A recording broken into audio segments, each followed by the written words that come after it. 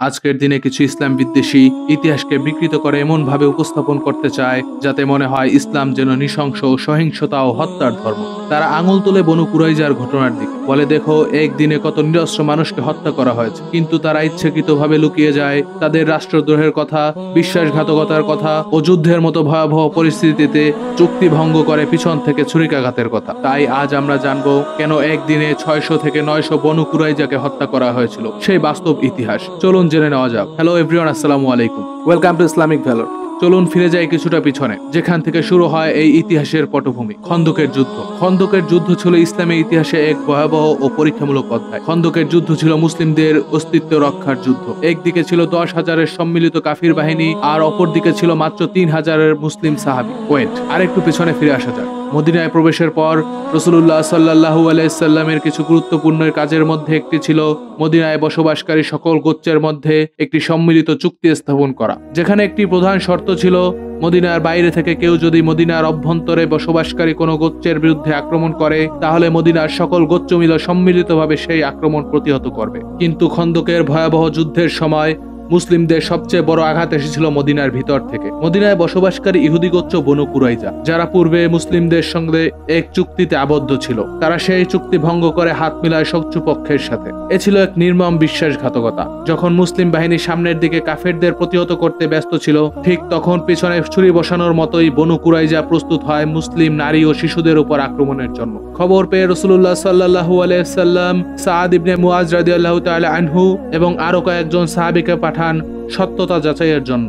তারা ফিরে এসে বলেন, হ্যাঁ, তারা চুক্তি ভঙ্গ করেছে। রাসূলুল্লাহ সাল্লাল্লাহু আলাইহি সাল্লাম অত্যন্ত দুঃখিত হন, কিন্তু এরপরও আল্লাহ তাআলার সাহায্যে মুসলিমরা খন্দকের যুদ্ধে বিজয় অর্জন করে। আল্লাহর রাসূল বিজয় হয়ে মদিনায় ফিরে আসেন এবং সাহাবীরা তাদের অস্ত্র রেখে দেন। তখন রাসূলুল্লাহ সাল্লাল্লাহু আলাইহি সাল্লাম তার স্ত্রী উম্মে সালমার ঘরে যুদ্ধের ধুলা পরিষ্কার করছিলেন। এমন সময় ফেরেশতা জিবরাইল আলাইহিস সালাম আসেন এবং বলেন, আপনি কি অস্ত্র রেখে দিয়েছেন? রাসূলুল্লাহ সাল্লাল্লাহু আলাইহি সাল্লাম বলেন, হ্যাঁ। তখন জিবরাইল আলাইহিস সালাম বলে, আমরা ফেরেশতারা এখনো অস্ত্র নামাইনি। আল্লাহ আপনাকে আদেশ করেছেন বনু কুরাইজার দিকে এগিয়ে যাওয়ার জন্য।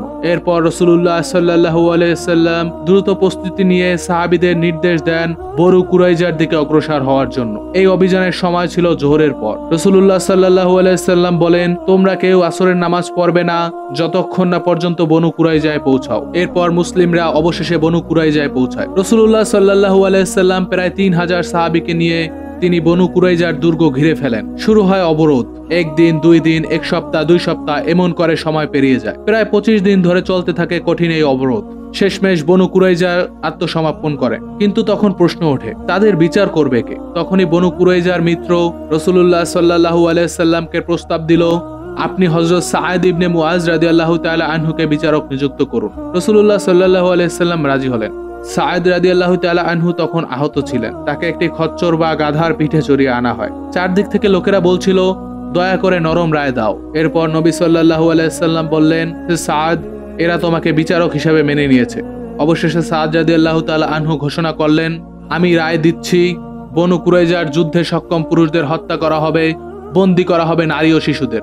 এই ঘোষণার পর রাসূলুল্লাহ সাল্লাল্লাহু আলাইহি সাল্লাম বললেন, তুমি এমনই রায় দিয়েছ যা আল্লাহর আরশের উপর থেকে অনুমোদিত হয়েছে। এই রায় শুধু মুসলিমদের ধর্মগ্রন্থ আল কুরআনই নয়, বরং যেই ধর্মগ্রন্থ বনু কুরাইজার ইহুদিরা মানত, অর্থাৎ তাওরাত, সেই তাওরাতের বিধান অনুযায়ী চুক্তিভঙ্গ ও যুদ্ধে বিশ্বাসঘাতকতার জন্য নির্ধারিত শাস্তি ছিল এটা।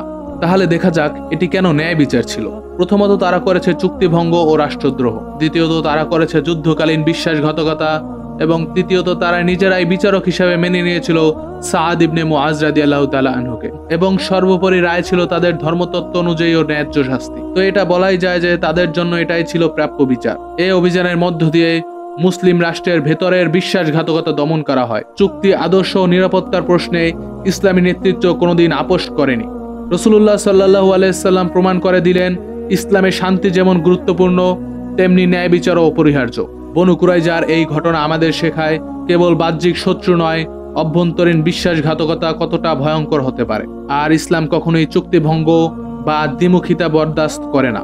এটা ছিল ন্যায় বিচারের দিন, একটি সতর্কবার্তা, একটি ইতিহাস এবং একটি শিক্ষা। পরবর্তী ভিডিওর জন্য সাবস্ক্রাইব করে বেল আইকনটি অন রাখবেন এবং কমেন্ট বক্সে আপনার মতামত জানাতে ভুলবেন না।